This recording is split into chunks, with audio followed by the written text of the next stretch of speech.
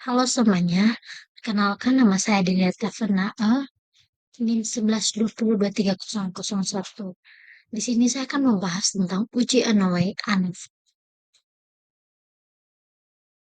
Yang pertama, pengertian uji Anoa'i ANOVA. Analisis variat atau ANOVA merupakan prosedur yang digunakan untuk menguji perbandingan rata-rata antara beberapa kelompok data. Analisis varian adalah teknik analisis untuk mengetahui apakah perbedaan atau varian skor suatu variabel terkait atau dependent variable disebabkan oleh tergantung pada perbedaan skor skor tiap variabel bebas atau independent variabel. Kriteria data yang diuji dengan uji Anoa'i ANOVA. Yang pertama, data nilai variabel faktor harus integer atau data kategori. Variabel dependen harus data kuantitatif atau interval dan rasio. Yang kedua, data harus saling bebas dari sampel acak dan berdistribusi normal. Yang ketiga, variance dan sampel tersebut adalah sama atau homogen. Yang keempat, sampel tidak berhubungan satu dengan yang lain. Dalam beberapa uji ANOVA dapat dilakukan dengan penelitian eksperimen. Nah, di sini juga ada perhitungan uji statistik, di mana rumusnya F hitung sama dengan FA per FD, sama dengan KRA per KRD sama dengan CKA dibagi DBA per CKA dibagi D dibagi DBD, sama dengan varian antara grup per varian antar grup, di mana keterangannya FA itu adalah varian antar grup, FD adalah varian dalam grup, CK adalah kuadrat bebas, KR adalah kuadrat rata, DB adalah derajat bebas. Adapun langkah-langkah uji ANOVA, satu jalur adalah yang pertama, sebelum ANOVA dihitung, data harus bersifat random dalam pengambilannya, berdistribusi normal dan memiliki varian homogen. Yang kedua, tentukan hipotesis HA dan HO dalam bentuk kalimat. Yang ketiga, tentukan hipotesis HA dan HO dalam bentuk statistik. Yang keempat, buat daftar statistik induk. Yang kelima, hitung jumlah kuadrat antara grup CKA dengan rumus CKA sama dengan sigma dalam kurung sigma XA sigma I kuadrat dibagi N I dikurang sigma XR kuadrat dibagi N. Lalu yang keenam, hitung derajat bebas antar grup dengan rumus DBA sama dengan A dikurang 1. Nomor 7, hitung kuadrat rata antara grup dengan rumus KRD sama dengan CKA dibagi DBA. Langkah yang keempat, hitunglah jumlah kuadrat dalam grup dengan rumus jika D sama dengan sigma X2 per T dikurang sigma dalam kurung sigma XAI kuadrat dibagi NAI sama dengan sigma X2 per 42 ditambah sigma X2 42 ditambah sigma X2A3 dikurang sigma XA2 kuadrat dibagi N A1 ditambah sigma XA2 kuadrat dibagi NA2 ditambah sigma XA2 kuadrat dibagi NA3. Lalu yang angka yang ke-9, hitung derajat bebas dalam grup dengan rumus DBD sama dengan N dikurang A. Yang ke-10, hitung kuadrat rata dalam grup atau KRD dibagi KRD, CKD dibagi DBD. Langkah yang ke-9, cari F hitung, di mana rumusnya F hitung sama dengan FA dibagi FD sama dengan KRA dibagi KRD sama dengan CKA per DBA dibagi CKD per DBD sama dengan varian antar grup dibagi varian antar grup. Lalu langkah yang ke-12, tentukan taraf signifikansi X dibagi A sama dengan 0,05. Yang ketiga, 13, cari F tabel dengan F tabel sama dengan F dalam kurung 1 dikurang A dikali DBA dikali DBD. Lalu yang ke-14, buat tabel ringkasan ANOVA. Ke-15, tentukan kriteria pengujian.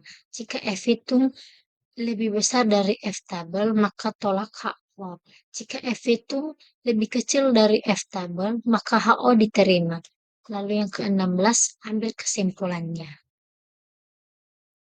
Adapun soal yang saya berikan di sini, yang pertama, seorang peneliti ingin mengetahui apakah terdapat perbedaan rata-rata kadar hemoglobin pada tingkat kelompok ibu hamil yang diberikan suplementasi zat besi dengan dosis berbeda, 30 mg, 60 mg, dan 90 mg per hari selama 3 bulan. Setelah intervensi, diperoleh data kadar hemoglobin sebagai berikut. Nah, di sini peneliti ingin menguji apakah dosis suplementasi zat bersih berpengaruh secara signifikan terhadap terhadap kadar hemoglobin ibu hamil dengan menggunakan uji ANOVA. Dengan tingkat signifikasi 5%, disimpulkan pernyataan yang paling tepat bahwa karena rata-rata kadar Hb pada kelompok 90 mg paling tinggi, maka dosis 90 mg paling efektif tanpa perlu uji statistik. B. Uji on-away ANOVA dapat digunakan untuk menguji hipotesis bahwa rata-rata kadar hemoglobin kelompok ketiga adalah sama. Yang C. Uji on-away ANOVA yang dapat digunakan jika data berasal dari dua kelompok saja. C. Jika nilai P lebih kecil dari 0,5, berapa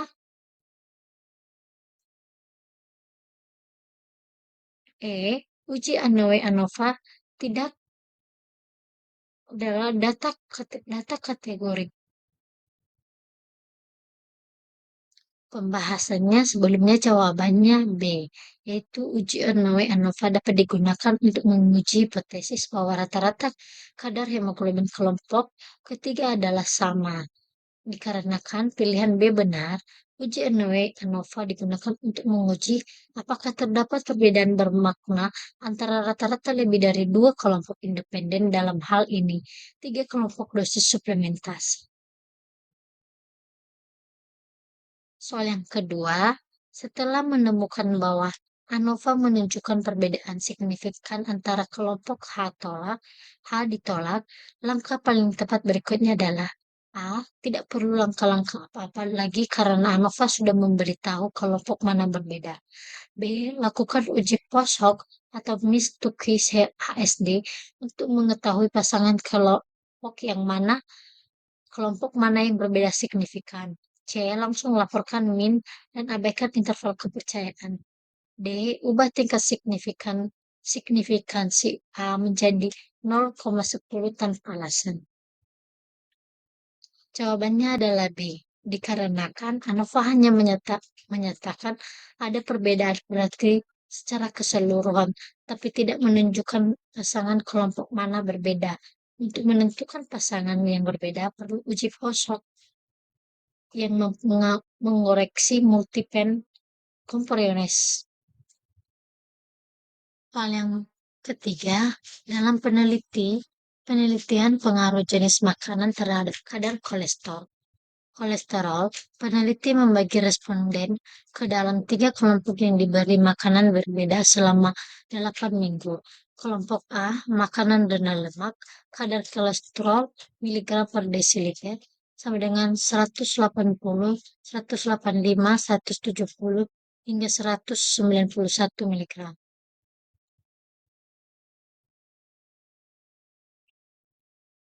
Pernyataan yang tepat tentang hasil uji adalah A. Tidak ada perbedaan rata-rata kadar kolesterol antara kelompok ketiga. B. Ada perbedaan signifikan rata-rata kadar kolesterol antar kelompok makanan. C. Data tidak valid karena nilai F terlalu besar. D. Hanya kelompok A dan B yang berbeda kelompok C dan sama dengan lainnya. Hasil uji hanya valid untuk kategori data. Jawabannya adalah B, dikarenakan nilai F yang besar 45,62 menunjukkan varians antara kelompok signifikan dibandingkan varians dalam kelompok. Nilai P jauh lebih kecil dari 0,5 sehingga hipotesis nol bahwa rata-rata ketiga kelompok sama ditolak. Yang ketiga menandakan jenis makanan yang berbeda memiliki pengaruh berbeda terhadap kadar kolesterol. Untuk lebih jelasnya, dilakukan mengetahui pasangan kelompok yang berbeda signifikan. Sekian hasil video saya. Semoga video ini dapat bermanfaat buat kita semua. Bye. Halo semuanya, perkenalkan nama saya Delia Tafana. Di sini saya akan membahas tentang uji regresi linear ganda. Selamat menyaksikan. Yang pertama, uji regresi linear ganda. Regresi linear berganda merupakan regresi yang memiliki suatu variabel dependen dan lebih dari satu variabel independen. Dalam regresi linear berganda, variabel dependen harus numerik dan variabel independennya boleh numerik dan boleh juga campuran atau numerik dan kategorik. Model persamaan regresi linear berganda sebagai berikut, yaitu Y sama dengan A plus ditambah B1 X1 ditambah B2 X2 ditambah sigma I, di mana Y adalah variabel terikat, X1 X2 adalah variabel bebas, A adalah intersen atau konstanta, B1 dan B2 yaitu analisis regresi ganda digunakan oleh peneliti bila peneliti bermaksud meramalkan bagaimana keadaan atau naiknya turunnya variabel dependen atau kriterium bila dua atau lebih dari variabel independen sebagai faktor prediktor dimanipulasi dinaik turunkan nilainya. Jadi analisis regresi ganda akan dilakukan bila jumlah variabel independennya minimal 2. Yang pertama, persamaan analisis regresi linear ganda, yaitu Y sama dengan A ditambah B1 X1 ditambah B2 X2. Yang kedua, persamaan analisis regresi linear N variabel bebas. Y sama dengan A ditambah B1 ditambah X1 ditambah B2 X1 ditambah BNXN. Lalu selanjutnya perhitungan uji statistik. Menurut Rituan 2018, rumus yang digunakan dalam melakukan uji statistik yaitu uji regresi linear ganda adalah sebagai berikut. Persamaan analisis regresi linear ganda yaitu Y sama dengan A ditambah B1 X1 ditambah B2 X2 ditambah sigma I, di mana Y adalah variabel terkait, X1 X2 adalah variabel bebas, A adalah intercept atau konstanta, B1 adalah koefisien regresi.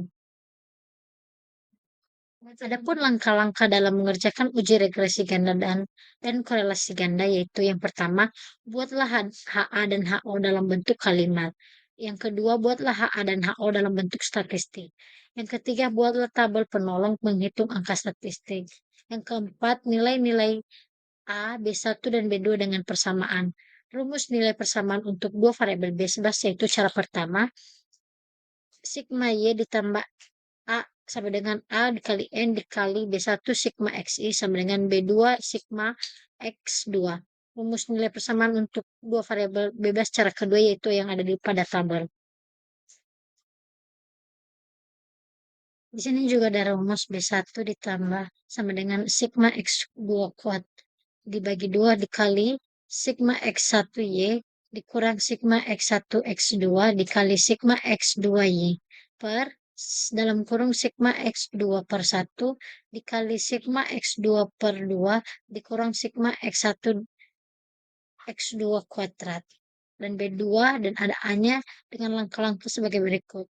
Hitunglah jumlah kuadrat, hitunglah jumlah kuadrat, hitunglah jumlah kuadrat Y, hitunglah jumlah XY, hitunglah jumlah XY, dan seterusnya. Nah, langkah-langkah yang kelima yaitu hitunglah nilai korelasi ganda R, X1, X2, Y, Y2, R, X1, X2, Y sama dengan B1 sigma X1 dikali Y ditambah B2 dikali sigma X2Y per sigma XY2. Yang keenam, itulah nilai determinan korelasi ganda dengan rumus KP sama dengan R2 dikali 100%. Langkah yang ketujuh menguji signifikansi korelasi ganda dengan rumus F hitung. Yang kedelapan menentukan aturan pengambilan korelasi ganda. Jika kaidah pengujian signifikansi, jika V lebih kecil dari F tabel, maka HO ditolak signifikan. Jika F hitung lebih besar dari F tabel, maka HO diterima tidak signifikan. Cari nilai F tabel menggunakan tabel tabel F dengan rumus F tabel sama dengan F dalam kurung 1 dikurang A dikali DB pembilang sama dengan M, DB penyebut N dikurang M dikurang 1. Yang kedelapan yaitu kesimpulan. Pengolahan data pada uji regresi linear ganda dengan SPSS. Pengolahan data merupakan tahap penting setelah data dikumpulkan dari lapangan. Data harus dianalisis sesuai karakteristiknya. Agar hasil penelitian valid dan dapat digeneralisasikan, pengolahan data dalam statistik dapat dilakukan secara manual maupun berbantuan komputer, seperti program SPSS for Windows. Penggunaan perangkat lunak membantu peneliti dalam membaca hasil analisis statistik dan menginterpretasikan output untuk pengujian hipotesis. Adapun contoh soal yang dapat diberikan di sini, yang dimana seorang petugas gizi melakukan pengukuran antropometri terhadap 14 anak sekolah dasar untuk menilai hubungan antara umur, tinggi badan, dan berat badan. Data menunjukkan bahwa anak dengan umur lebih tinggi cenderung memiliki berat badan yang lebih besar. Misalnya anak berusia 6 tahun memiliki berat badan sekitar 34-35 kg. Sedangkan anak berusia 12 tahun memiliki berat badan hingga 43 kg. Hal ini menunjukkan adanya kecenderungan peningkatan berat badan seiring bertambahnya umur yang mencerminkan proses pertumbuhan normalnya pada anak. Berikut tabulasi datanya. Adapun caranya yang dimana hubungan umur tinggi dan berat badan.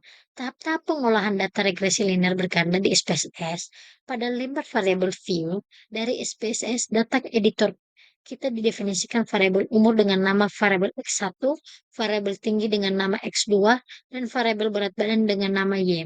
Kemudian pada lembar data view dari SPSS data editor, kita masukkan data umur, tinggi badan, berat badan sebagai berikut.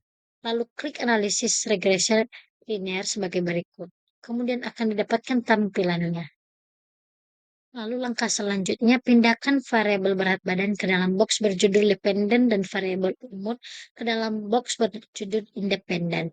Demikian pula variabel tinggi seperti terlihat pada tampilan berikut.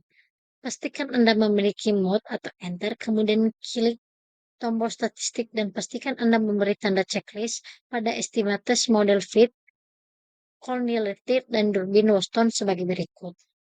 Catatan, Collineary diagnosis digunakan untuk mengetahui apakah terdapat multi-quantity atau korelasi di antara variabel independen X1 X2. Durbin Waston digunakan untuk menguji apakah asumsi regulasi auto error dari model regresi berganda bersifat independen atau tidak terjadi autocorrelated. Nilai uji statistik sebagai pedoman umum bila nilai uji statistik. Lalu langkah yang ketujuh yaitu kemudian klik Control dan klik plot akan.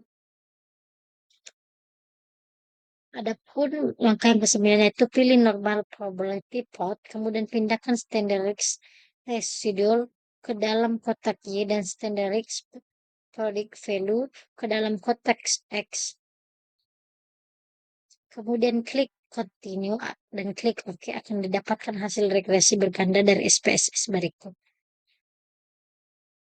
Adapun soal yang dapat saya berikan, yang pertama, diberikan hasil regresi linear ganda dengan nilai koefisien determinasi R2 sama dengan 0,9972, R2 0,9972. Hitunglah nilai penuntut atau korelasi ganda KP dengan rumus KP R kuadrat dikali 100%. Penyelesaiannya di mana sudah ada rumusnya tadi, kita tinggal masukkan KP sama dengan R kuadrat dikali 100%. Nah, 0,997 kuadrat dikali 100% hasilnya 99,4%. Nilai R menunjukkan seberapa besar varians variabel dependen yang dapat dijelaskan oleh variabel independen dalam model regresi ganda. Dengan nilai R kuadrat 0,9972, R2 yaitu 0,9972, probabilitas korelasi ganda menunjukkan hubungan yang sangat kuat dan penentu korelasi sebesar 99,7,72%, menunjukkan hubungan yang sangat tinggi antara variabel-variabel dalam model. Soal yang kedua, hitunglah jumlah kuadrat X1 sigma X2 per 1 dari data berikut. Diketahui sigma X2 per 1 sama dengan 238, sigma X1 yaitu 50, jumlah data N yaitu 12.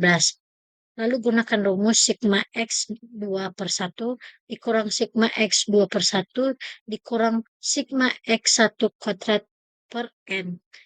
Opsi A 29,6, opsi B 49,7, opsi C 12,5, opsi D 100,0, opsi E 5,3.